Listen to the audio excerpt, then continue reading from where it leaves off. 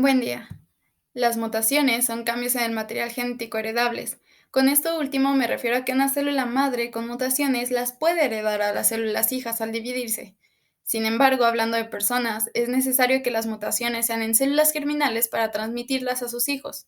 Un tipo de mutaciones son las puntuales, donde se da la sustitución de bases nitrogenadas en un solo par. Otros son aquellos donde hay un corrimiento en el marco de lectura del ADN, al momento de traducir la secuencia. Se pueden agregar nucleótidos o se pueden perder. Se le llama de lesión a esto último. Cuando los cambios caen en secuencias que codifican para genes, se clasifican en silenciosas si no altera la secuencia de la proteína, missense si cambia un aminoácido, nonsense si crea un codón de paro y frameshift, las del cambio en el marco de lectura. Pero se puede dar el caso que este cambio sea en regiones no codificantes, pero importantes para la expresión génica, como son promotores, operadores, extremos 5'UTR, 3'UTR o secuencias de reconocimiento de empalme. ¿Por qué son importantes y no codifican para genes? Este es el caso de una mutación en el operón LAC de E. coli.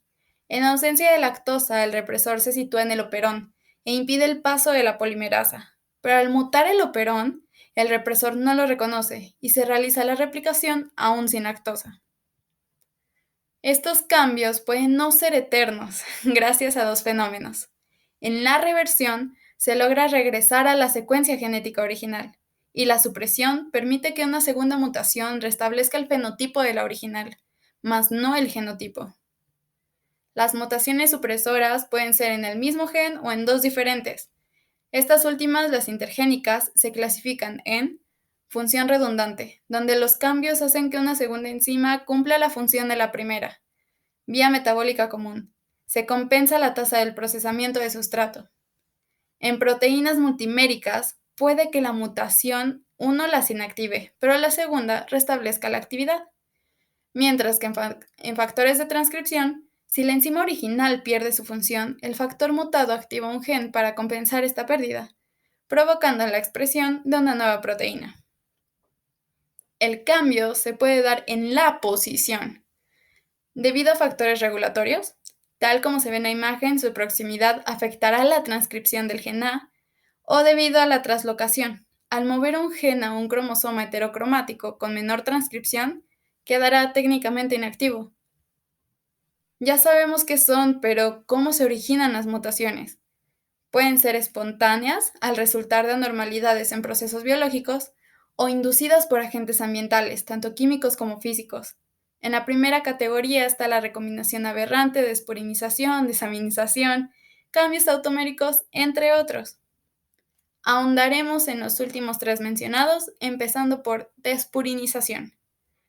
El enlace entre la desoxirribosa del ADN y las purinas es más débil que con las pirimidinas, por lo que se pierde una de estas bases. El problema es que durante la replicación, este espacio vacío se llena con cualquier base y no con la original.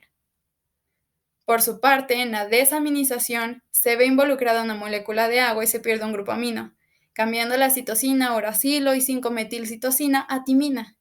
El uracilo se reconoce como mutación al ser una base del ARN. Sin embargo, en el segundo caso, si no se identifica, queda como una mutación puntual. Se denomina tautómeros a dos isómeros que solo se diferencian en la posición de un grupo funcional. Un cambio relativamente sencillo transforma la guanina y timina de su forma keto a enol y adenina y citosina a su forma imino, cambiando a su vez las reglas de apareamiento, generando mutaciones en las cadenas de ADN replicadas. A continuación, explicaré algunos agentes mutagénicos químicos y físicos. En el caso del ácido nitroso, este puede desaminar las bases, por lo que el proceso es similar al explicado anteriormente. Los agentes alquilantes agregan un grupo alquilo y los intercalantes se posicionan entre las bases. Pero los análogos, digamos que se pueden hacer pasar por alguna base. El 5-bromouracilo se puede encontrar con un doble enlace de oxígeno, usando su forma keto para pararse con adenina, o con un doble enlace entre carbono y nitrógeno, formando su forma enol, ideal para guanina, mutaciones que permanecen hasta ser reparadas. Las especies reactivas de oxígeno son compuestos que causan daño oxidativo. Por ejemplo, el cambio de guanina a 8-oxoguanina, el cual se aparea con adenina, mientras que la dimerización de timinas ocurre gracias a la exposición a ultravioleta. Al haber timinas adyacentes, la radiación ionizante hará que se formen enlaces entre ellas. Pero ¿cómo sabemos si un compuesto es mutagénico? Con la prueba de Ames. En este se mezcla el mutágeno sospechoso con extracto de hígado de rata y salmonela incapaz de sintetizar histidina. Si el compuesto es inocuo, la salmonela no crecerá en un medio libre de aminoácido. Pero si es mutagénico, logrará que la cepa produzca histidina y prolifere más. Y bueno, el cuerpo es una máquina increíble con varios mecanismos para reparar el ADN. El más sencillo, reparación directa. Una enzima reconoce y corrige el error. Por ejemplo, las ADN fotoliasas, que rompen los enlaces creados en los dímeros de bases. En reparación por escisión de bases y nucleótidos, el componente anormal se reconoce, elimina, se corta un segmento de ADN y se utiliza la cadena complementaria como plantilla para corregir. Y Mismatch Repair trabaja sobre la falta de coincidencia de bases tras la replicación. Las proteínas MUT se encargan de reconocer, cortar el error en la hebra nueva y separarlo para que enzimas lo completen y cierren. Cuando hay ruptura en ambas hebras del ADN se emplea recombinación homóloga, cuando se usa dos cromátidas hermanas y enzimas para complementarse. O extremos no homólogos, proteínas se fijan en los extremos, evitan su separación para poder unirlas.